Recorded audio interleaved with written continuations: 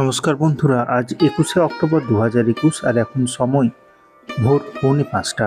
আমরা এখন কেদারনাথের মন্দিরে ঢোকার জন্য লাইন দিলাম। এর মধ্যেই লাইন অনেক লম্বা হয়ে গেছে। আমরা যে হোটেলে ছিলাম তার গলি থেকে বের হয়ে সামনেই লাইন দিলাম। এরপর ধীরে ধীরে আমাদের পিছনেও লাইন বাড়ছে। প্রচণ্ড ঠান্ডা, এখন তাপমাত্রা -1। কিন্তু এই প্রচণ্ড ঠান্ডাতেও মানুষের উৎসাহের কোনো ঘাটতি নেই।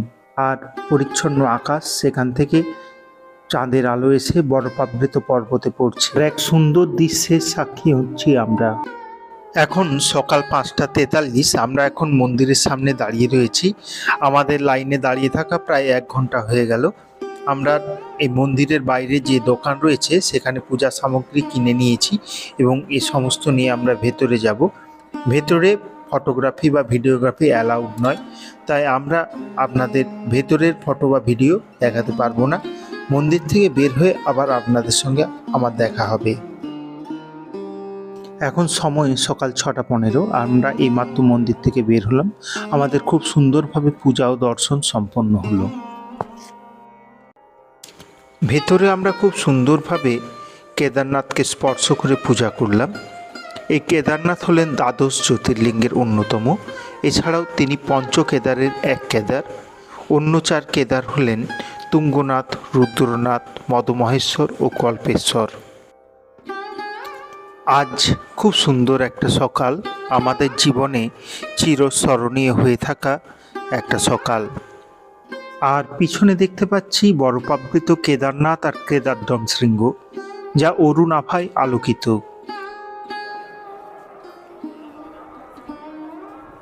আর এই হলো কেদারনাথ মন্দির। বলা হয় পঞ্চপাণ্ডব এই মন্দির স্থাপন করেছিলেন।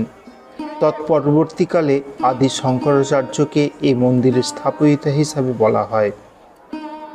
এই মন্দির সম্ভবত একাদশ-দ্বাদশ শতাব্দীতে তৈরি হয়েছে। যদিও কবে কিভাবে এই মন্দির তৈরি হয়েছে সে সম্পর্কে সঠিক তথ্য আমার কাছে নেই। আপনাদের কাছে থাকলে কমেন্টে জানান।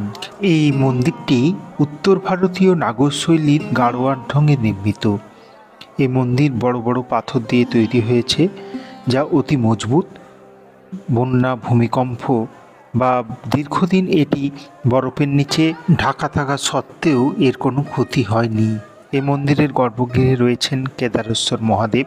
এছাড়াও সামনের যে অংশটি রয়েছে সেখানে রয়েছেন পঞ্চপাণ্ডব, রয়েছেন কৃষ্ণ, এছাড়াও রয়েছেন বীরভদ্র এবং তার মাঝখানে রয়েছে নন্দীর মূর্তি। আর মন্দিরের বাইরের গায়ে আমরা 2জন দ্বাররক্ষককে দেখতে পাচ্ছি। আর এই হলো মন্দিরের চূড়ার ধ্বজা।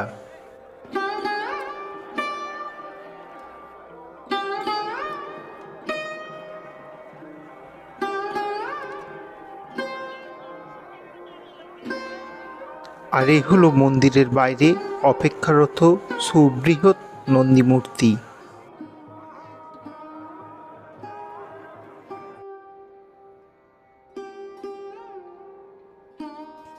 আমরা এখন মন্দিরের বাঁ পাশ দিয়ে উঠে চলেছি পাশের পাহাড়ে। এখানে রয়েছেন ভৈরবনাথ, যিনি এই কেদারঘাটির রক্ষাকর্তা। তিনি সমস্ত অশুভ শক্তি থেকে এই কেদারঘাটিকে রক্ষা করেন।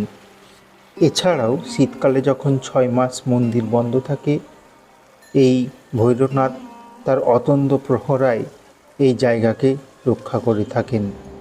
আমরা এখন সেই ভৈরবনাথের সামনে এসে উপস্থিত হয়েছি। ভৈরবনাথকে প্রণাম জানাচ্ছি। এই ভৈরবনাথ মূলত শিবেরই আরেক রূপ।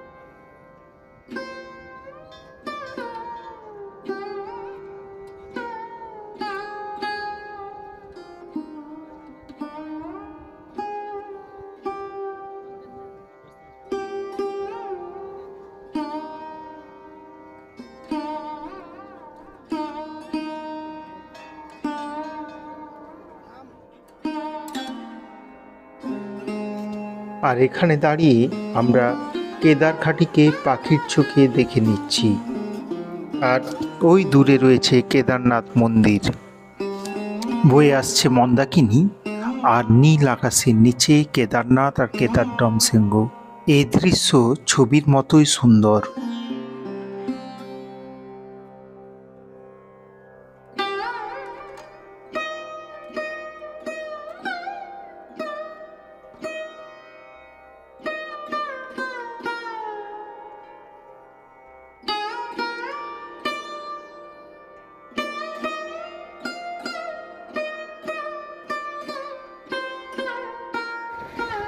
এখন আমরা নিচের দিকে নামতে শুরু করলাম।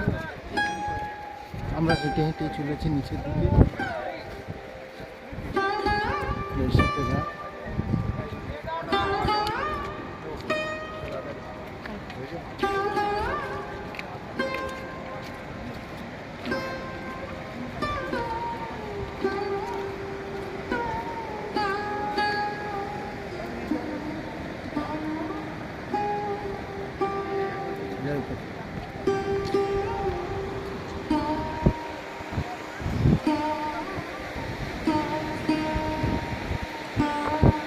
মন্দাকিনী ছাড়াও এখানে আরও দুটি ছোট ছোট নদী রয়েছে, যেগুলি এসে এই মন্দাকিনীতেই মিলেছে।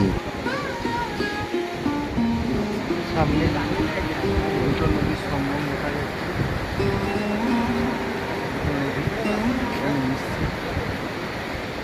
আমরা সামনের দিকে এগিয়ে চলেছি।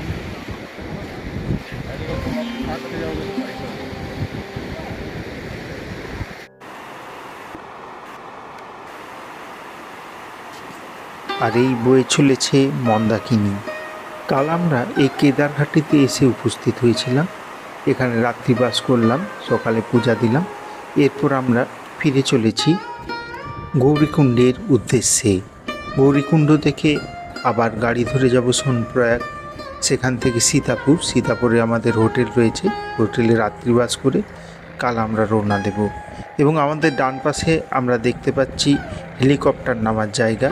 আজ আকাশ খুব পরিষ্কার, বহু মানুষ এই হেলিকপ্টারে যাতায়াত করছেন। আমরা কিন্তু হেঁটেই ফিরব। সেই যে পথে আমরা এখানে এসেছিলাম সেই একই পথ ধরে আমরা নেমে যাব নিচের দিকে। সেই বড়লিঞ্চলি, ভীমবলি, জঙ্গলছুটি হয়ে গৌরীকুণ্ড। আমরা যে প্ল্যান করে এবারে এসেছিলাম সেই প্ল্যান আমাদের কমপ্লিট হলো না। আমরা ঠিক করেছিলাম প্রথমে আমরা কেদারনাথ যাব, কেদারনাথ থেকে যাব তুঙ্গনাথের পথে আমরা চলে যাব যোশীমঠ হয়ে বদ্রীনাথ। কিন্তু আবহাওয়া খারাপ থাকার দরুন আমাদের দুদিন হোটেলেই কেটে গেল। তাই এবারে আমাদের শুধুমাত্র এই কেদারনাথ ঘুরেই ফিরে যেতে হবে হরিদ্বারের পথে। এরপর আমরা হরিদ্বার ফিরে যাব। হরিদ্বারে 2-1 দিন থেকে দিল্লি হয়ে বাড়ির পথ ধরব।